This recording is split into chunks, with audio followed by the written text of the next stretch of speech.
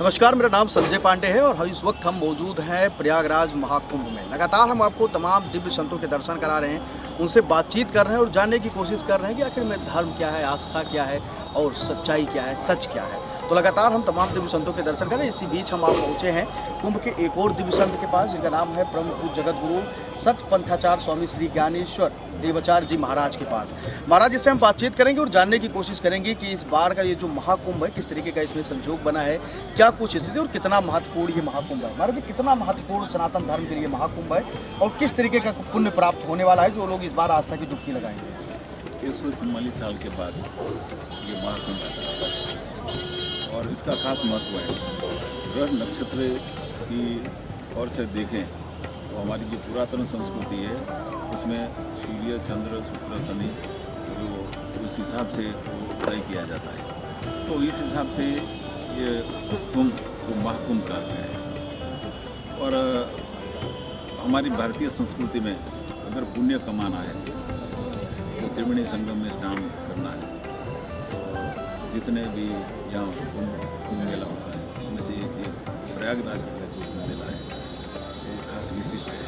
तीर्थों में राजा का तीर्थराज है जी। तो इसलिए तो भारत भर के श्रद्धालु लोग यहाँ पवित्र स्नान करने के लिए आते हैं और 35-40 करोड़ लोग आएंगे। अनुमान था, वो बात सही निकली। सत्य क्या है महाराज? सत्य तो आस्था की बात है।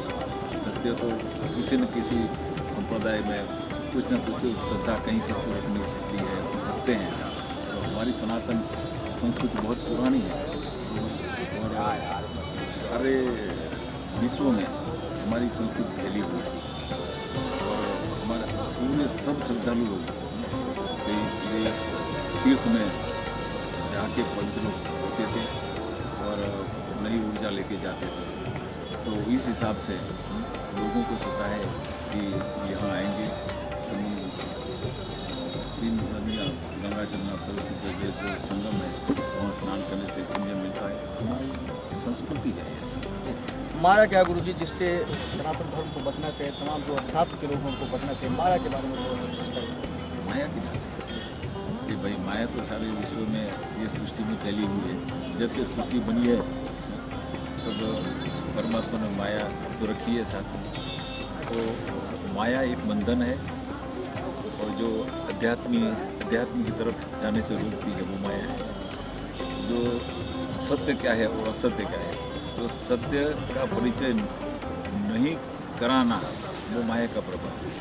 वो असत्य को सत्य मनाने की जो प्रक्रिया जो है माया की है।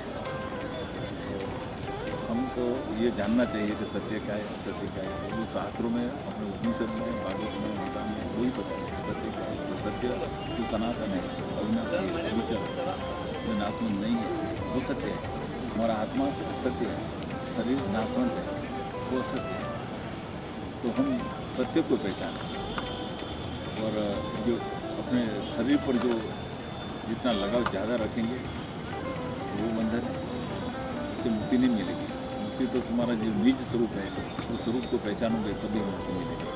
महाराज जी, एक और सवाल है कि सनातन धर्म के बारे में बहुत सारे साधु संत कहते हैं सनातन धर्म में सर्वश्रेष्ठ, क्योंकि हम यहाँ पे पेड़ पौधे से लेकर पत्ती जानवर हर एक इंसान को पूछते हैं, मानते हैं, श्रद्धा रखते हैं। हमारे बचपन में हमारे माता पिता हमको सिखाते हैं कि अगर चींटी हमारे पैरों से दब जाती है तो कहते हैं कि ये पाप, अब उसको बचाया जाता है। बहुत झाड़ फूक की सारी चीज़ें व्यवस्था की जाती है। अन्य धर्मों में देखा गया कि नहीं, उनकी पैदा होने से लेकर मृत्यु तक के सारे भोज में उनके तमाम जानवर जो होते हैं उनका बलिदान दिया जाता है, बलि दिया जाता है और उनको काट के खाया जाता है। तो सनातन धर्म सर्वश्रेष्ठ कैसे है?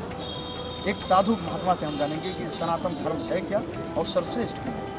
सबको जीने का अधिकार है ना, वो मानते हैं वो सनातन। और हिंसा में नहीं मानते, बिल्कुल हिंसा किसी की तरह की हिंसा नहीं होनी चाहिए।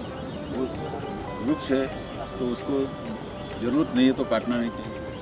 फूल को है तो उनको खिलने दो, वो भी उनका भी अस्तित्व है। तो वैसे हर बात में हमारा जो सनातन संस्कृति है वो जिए और जीने दो की जो भावना है। सबको साथ मिल के चले, सबको प्रेम करें, वही भावना है। विराट भावना ये है, क्योंकि ये पूरा जगत जो दिखता है ना वो परमात्मा का स्वरूप है। जो जितने स्वरूप है वो परमात्मा का है। तो सब में परमात्मा समाया हुआ है, तो हम सबके साथ व्यवहार अच्छा करेंगे। अगर वो सब में परमात्मा समाये वो बात अगर तुम भूल जाओगे तो फिर क्या है कि द्वेष राग द्वेष बढ़ जाएगा। तो राग द्वेष को मिटाना है, तो सबके समान परमात्मा है। तो वही यदा भूत पृथक भाव एकमस्ति अनुपस्थिति तथैव च विस्तारम ब्रह्म संपद्यते गीता में कहा। वो एक ही है, एक ही ब्रह्म का विस्तार है, एक ही परमात्मा का विस्तार है। तो सभी स्वरूपों में परमात्मा है। इस भाव से हम रहेंगे तो हम जीटी को भी परमात्मा का स्वरूप मानेंगे और फूल को भी परमात्मा का स्वरूप मानेंगे। किसी और जितने स्वरूप हैं उसमें हमको परमात्मा दिखेगा। ये हिंसा की भावना तो कहाँ से है? अच्छा, एक और प्रश्न है महाराज जी, हम जानना चाहते हैं, हमारी अपनी प्रश्न है कि ईश्वर दयालु है या कठिन परिश्रम से ही प्राप्त किया जा सकता है? क्योंकि देखा गया कि बहुत सारे साधक जो होते हैं, तपस्वी होते हैं, वो कोई तपस्वी 1 लाख साल तक तपस्या करता है, कोई हज़ारों साल तपस्या करता था, कोई 100 साल, कोई 10 साल में उस चीज़ को पा लेता है। तो सच क्या है? ईश्वर दयालु है या ईश्वर दयालु है ही, ईश्वर दयालु है।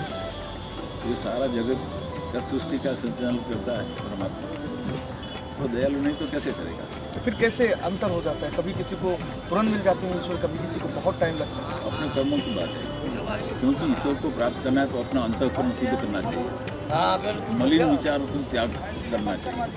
आपने पहले जो प्रश्न किया, जो माया का जो प्रभाव है, तो माया से जल्दी मुक्त होगे तो परमात्मा जल्दी मिलेंगे। अगर दोनों हाथ में आपको परमात्मा की प्राप्ति करनी है और माया को भी आप पसंद करते हो, वो तो दोनों चीज़ एक साथ नहीं रह सकती। जब माया का त्याग करोगे तो परमात्मा मिलेंगे, अवश्य मिलेंगे। तो पता चलेगा कि परमात्मा दयालु है कि नहीं। माया को चाहोगे तो परमात्मा को कैसे चाहोगे? अच्छा, तमाम ये जो लोग हैं, आप जब यहाँ पे हो रही थी बातें, प्रयागराज में हो रही थी, चाहे अयोध्या हो, चाहे संभल में भी जिस प्रकार से खुदाई चल रहा हो, तमाम मूर्ति, तमाम मंदिरें निकल रहे हैं, हम आ जाते हैं आधुनिकता पे जो भी वर्तमान में चीज़ें चल रही हैं। तो इसको कैसे देखते हैं? क्या मानते हैं कि वास्तव में से पहले एक धर्म था, सनातन धर्म ही था, और उसके बाद अगर सनातन धर्म बटा तो क्यों बटा, या अलग अलग संप्रदाय बने तो क्यों बने? इसके पीछे क्या कारण रहा होगा? देखो, इस्लाम है ना 415 साल से आया, और 2000 साल पहले हिंदुस्तान में मात्र हिंदू थे और सनातन संस्कृति ही थी। और वहाँ हिंदू मंदिरों के सिवा कोई मंदिर थे ही नहीं। एक ही संस्कृति थी, रूसी संस्कृति थी हमारी। वो परंपरा चली आई, मगर विदेशी आक्रमणकारों ने आके हमारी संस्कृति को मिटाने की कोशिश की। हम इतिहास को तो जानते हैं कि जहाँ जितने मंदिर थे वो मिटा के मस्जिद बने।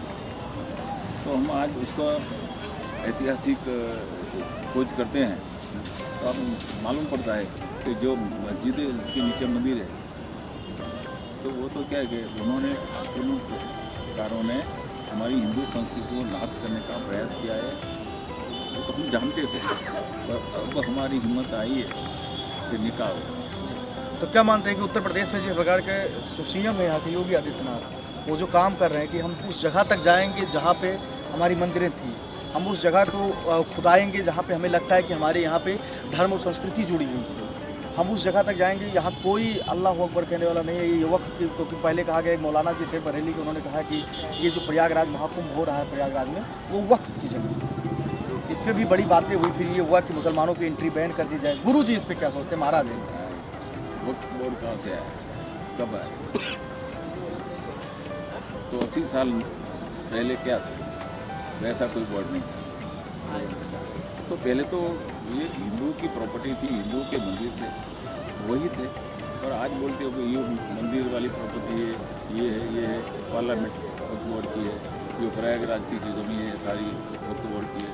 और जहाँ उंगली मुको वहाँ उनकी हमारी ये कहते हैं। ये तो बड़ा कानून, खतरनाक कानून है, जानना पड़ेगा और कानून को उनका देना पड़ेगा। योगी आदित्यनाथ को लेकर एक क्या छोटे शब्दों में क्या कहेंगे? योगी आदित्यनाथ क्या इसकी जो डेयरिंग है, योगी हैं या मुख्यमंत्री हैं या एक अच्छे राजा? सब कुछ है। तो वो योगी होते हुए भी अच्छा राजा है, बढ़िया काम कर रहे हैं। बढ़िया। प्रधानमंत्री नरेंद्र मोदी, वो तो ऋषि का होता है। और किसके अवतार हैं मोदी जी? हाँ, ऋषि है वो। अच्छा, ऋषि मैं हैं। मानता हूँ ऋषि है। और वो पहले के जो ऋषि थे ना, जो वैसे वशिष्ठ ऋषि, तो जो राम जी का जो राम राज्य बना, तो क्या है, तो वशिष्ठ और विश्वामित्र ऋषियों को साथ रख के वो राज्य करते थे। मतलब कि ऋषियों में भी राजनीति थी, वो भी कैसे राजा को अच्छा व्यवहार करना चाहिए, कैसे राज्य व्यवस्था होनी चाहिए, वो सब जानते थे। तो नरेंद्र मोदी जी में ऋषि का गुण भी है और राजनीति का गुण भी है। चलिए, तो गुरु जी थे जिनसे हमने बहुत सारे प्रश्न किए, धर्म को लेकर और सनातन बातें को लेकर, पॉलिटिक्स को लेकर, प्रधानमंत्री नरेंद्र मोदी को लेकर, योगी आदित्यनाथ को लेकर और इस दिव्य भव्य और नव्य महाकुंभ को लेकर भी हमने बातें की। गुरु जी ने बेबाकी से अपनी राय रखी, हर एक बात को बहुत ही ज़बरदस्त तरीके से, शानदार तरीके से आपने हमको बताया और समझाया। कैमरा पर्सन शिवांशु के साथ मैं संजय पांडे, फिल्म प्रयागराज महाकुंभ।